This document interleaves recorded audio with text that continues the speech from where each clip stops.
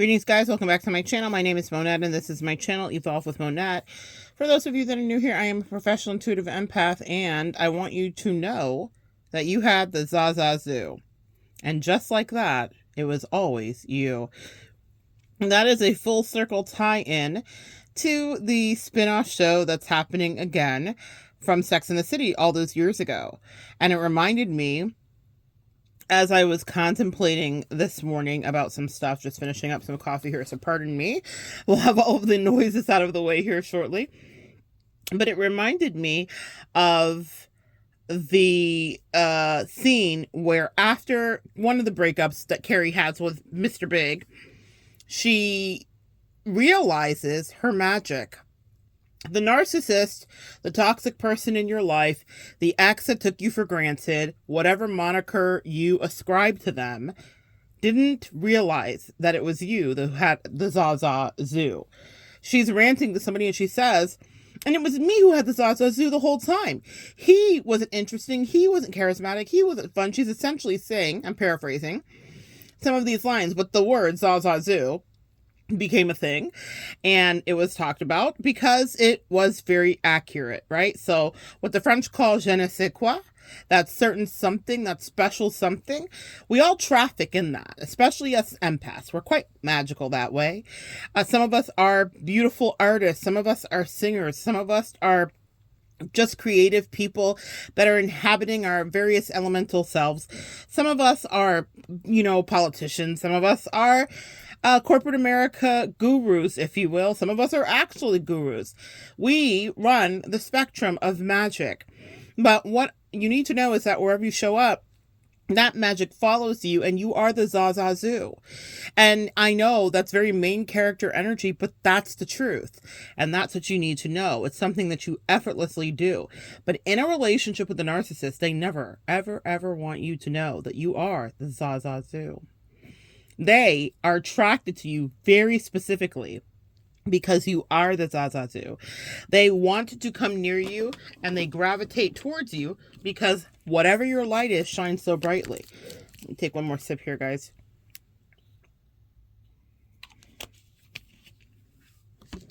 So whatever your light is shines so brightly.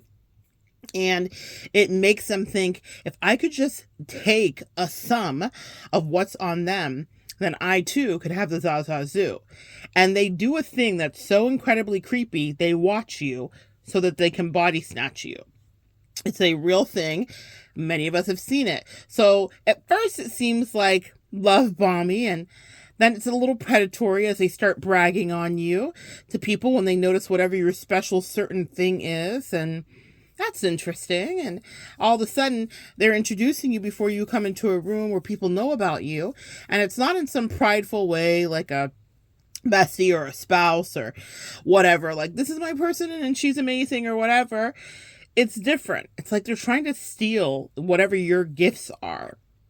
I'm thinking of one of my clients specifically who is a fabulous singer, and about when they would be out at karaoke, her husband would be talking about her other achievements and accomplishments in her career, which she was very successful in. He was never that successful, ever. And he was not a good singer, and he didn't bring the house down. But, excuse me, he could brag and kind of body snatch and steal her energy when she was around. And he did. And she was uncomfortable with it, even while they were inside of their marriage, and she spoke to it. But it wasn't until she started to realize who he was and who he wasn't that she realized she was in the clutches of a narcissist who was trying to siphon her gift, if you will. You are the Zaza Zoo. She was the Zaza Zoo. She was the interesting person in the room. And you have been the interesting person in the room too. With a narcissist, they will always try to outshine you. And so it's a weird thing. If they can't have ownership on your gifting, then they will either shame you or try to diminish you and discard you and disqualify you in whatever way. It's a really interesting game of two-faced and back and forth that they play. But it's because the Zaza Zoo is given to you. It is yours. It's your thing that you do, whatever that is. So I can't identify specifically what your gift is, but we all have something. We all have a je ne sais quoi. Narcissists body snatch and observe, and they steal, and it's weird. One of the most prominent things we've seen is Miss Meghan Markle on the scene trying to emulate Princess Diana, right down to a drive that didn't end so well recently with that chase in Manhattan. But what we know, if we study that relationship, is that she studied Harry and the monarchy and Princess Diana, no matter what she said, because she thought, if I could only replicate this, she had Zazazu, Princess Diana, then if I could take her Zazazu even post-mortem, then people will love me like they love her too. It's so creepy. Because I pride myself on being me. So I have been around people and never understood what would trigger their jealousy. And a lot of you guys are the same. Having my own insecurities, like we all come fully loaded with, I would never think that someone would want to be in my shoes or be me. And that was not until more recently that I started to have the veil ripped away, where my angels helped me to see clearly why someone would want something in my life. I had a lot of disadvantages, so I thought, why would anybody want my life? And then my life started to be very right, but out of sheer will and guts and perseverance, similar to a lot of you. No one handed anything to you, and still you had that Zazazu. A lot of the narcissists sometimes come from privileged situations and better situations than a lot of us. And how come we're still happy and all they do is complain and be bitter and fuss? So how come we're so happy? They want to steal whatever makes us feel happy and feel magical. It doesn't make sense to them. But you had the magic the whole time, and they were trying to steal whatever they could and take it for them. I thought it was really interesting, the juxtaposition of Carrie having the epiphany in Sex and the City, where she says, I had the Zazazu the whole time. And she did. Mr. Big was veiled in secrecy, and yes, she ended up being with him and all the rest. But the truth of it was that she brought a certain panache and made his life far greater. And there are various dialogues throughout the series, and even in Just Like That, before he was killed off, where she talks about it. And they talk about it, and he talks about who she always was to him. Now, I'm not saying Mr. Big was a narcissist, though I would say in some of those early episodes we could have pegged him, though those words were not in our vernacular at that time in the 90s, right? But what I will tell you is that in your life, those words are in your vernacular currently. They're in your lexicon. You know exactly what they mean. And you were someone who did gleam. You had a Zazazu, and someone toxic and low vibrational and narcissistic was attracted to you. And they wanted that Zazazu too. In my situation, because of the race dynamics, the racial dynamics that were at play, and because of the time that I met my narcissist, she was grandfathered into a very low self-esteemed me. And that doesn't mean that I don't struggle and still have my own insecurities. Again, I think let's give ourselves grace for living in reality from day to day. But it's a much different Monette that exists today than did many years ago. And I was in a cult, actually, when she met me. So I was completely beat down. Even though I was still the strongest in the cult, I still was beat down and ostracized and treated atrociously. And so she got that version of me. And so it was very easy for her to pour energy into me. She saw my Zazazu. The people in the cult saw it too, ironically. But she was like, perfect. She doesn't know how Zazazu she is.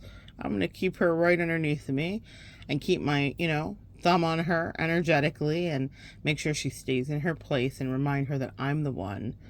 You fill in the blank, right? That is amazing grace. Let's just say that. But it was me. Now, maybe not the whole time. I had some growing to do, some maturing, some finding myself, some research, so many things. But I knew, and now I absolutely know, what my energy brings, how it affects people, and how it impacts people, and how it makes a difference, and how the absence of my energy also makes a difference too. That's one thing that I can advise you guys here today is if someone's not respecting you, remove the Zazazu. Pull it right out. Access denied. It's one of the things that we struggle with as empaths. And one of my favorite lessons was with that crazy narcissist, because she showed me how to be a ride or die for me. I'm so grateful for how terribly she treated me, because if she wouldn't have, I would have rationalized it. I would have been fair and said, well, maybe I could have done this, or maybe I could have done that, or maybe I didn't do enough of this. And I got to see it from her perspective because I'm an empath. And what am I filled with, guys? Say it with me. Empathy, compassion, and the ability to see things from all sides. But some people in our life don't deserve that grace. They see your Zazazu and they want to rip it out of your body and plaster it over their face, their mask, that part. I needed that. So maybe I'll speak to whomever needed the kind of cataclysmic tower moment that you had with someone that you absolutely would have never treated that bad or even close to the way that they discarded you or talked to you. But you needed that because you would have gone back before you got strong enough and smart enough to realize that it was always you with the Zazazu. Always. It was always you. They were attracted to you because of your Zazazu. Then they pulled you into their narcissistic toxic clutches and convinced you that you never had any Za or Zoo. And that it was them that was Zazazuing you. And you should be grateful. Oh, God. What a head fuck. What a mind trick. And they played it.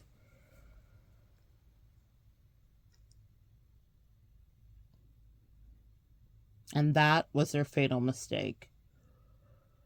Because with playing in your face and the piss they did take, you ended up seeing the mask fall off of their face and realized that the light was coming from inside of you. You irradiate.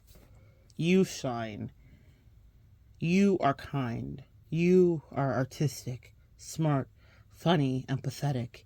You are interesting. You are diverse. You are fill in the blank, put in your own words.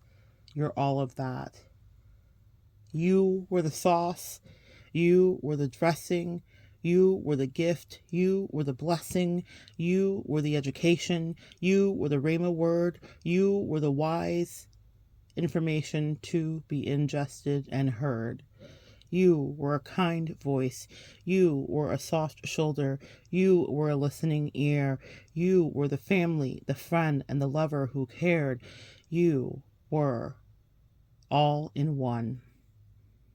There, as an empath, to get the job done, the Zazazu was always you. And the narcissist is so good at tricking you and convincing you that you never had any Zaza. And you certainly had zero Zoo. These are simply not truths. Today, that's all I want to leave you with. Reflect back on what a gift you were. Think back to your most toxic situation today. Pull it right up from your gut. Think about all the terrible things that person or those people had to say. Think about how they rejected you. Think about how they touched on your deepest sensitivities and insecurities. Think about how they rejected you. Think about how they gaslit you. Think about how they insulted you. Think about how they violated your boundaries. Think about how they threatened you with violence, verbally or otherwise. Think about how they had no respect for your personhood. Think about how they didn't care about your childhood triggers. Think about all the information that they knew, and they used it against you to make themselves bigger, and realize that you are literally a radiating light. And they were triggered. I'm not telling you that for you to extend an ounce of that beautiful empath compassion to them. I'm telling you that so you never find yourself back in the thrall or their clutches again. The universe let it be as cataclysmic and as messy and as sloppy and as not well handled as it could be. So many of my clients that come here and I get to counsel, please understand, your story is me. You know, sometimes we will all be the villain in somebody's story, but a lot of us have one thing in common, is that we had a villain origin story where someone was so incredibly terrible to us that we can never repair or go back or trust that connection again. It doesn't mean that you don't let new people in, but it does mean that if you do, never forget that you are the Zaza Zoo. I don't care if you end up with an empath. I don't care if you end up with someone that is not in the spiritual realm whatsoever. Stand erect with your head up, chin up, and remember, you are filled with love, special gifts and talents. You bring something to the table. Even if you think you haven't perfected it, even if you're still working on it, even if you're still growing into yourself, you bring something to the table that no one else could. And if the partner that you manifest or the new connections that you get into don't recognize that in you, quietly, without too many words, pack up your sparkling Zaza Zoo and carry your ass to someone who will ultimately recognize and support you. The Zaza Zoo is too good to just give to anybody who doesn't realize how special it is to be not just in your presence, but to be on your team. That's one thing that the narcissist or the toxic people would not do. They would not cooperate and collaborate with you.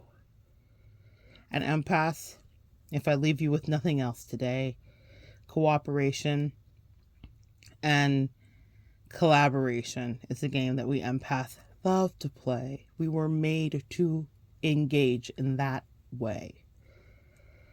So if you find somebody who recognizes your spark and you guys can connect heart to heart, then that's a place you should be. It's a relationship to nourish. There are new vistas to see together.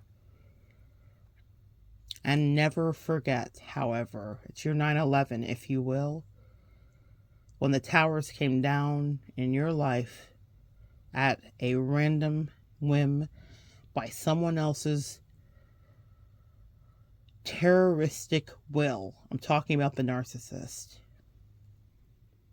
And they made you swallow. Finally, was it the red or the blue pill? Which one, Alice? Which one got you out of the matrix? Which one sent you down the right rabbit hole for you to finally face it and see that they were always trying to steal your precious, irreplaceable, amazing energy? That scorpionic energy of those towers did you a great service. Even though those wounds wounded and those scars are still there, that was the universe's way of saying, we don't just love you and we don't just care. We are absolutely ready to bulldoze everything down to get you the hell out of there. Never forget. And on to happier days, where you properly vet and connect with people that want to engage. But remember, you have a feather in your cap. As Carrie did say, it was always you that brought the Zaza Zoo. They never, ever matched you in any way. So with new people that you do engage, remember, you come fully loaded with wisdom from yesteryear and your past, but also the ability to build relationships that last, because you have the ability to see in others the things that those toxic people always saw in you. You recognize another empath and you honor their Zaza Zoo. So good sharing energy with you guys. Come back and join me next time and we will continue to evolve together.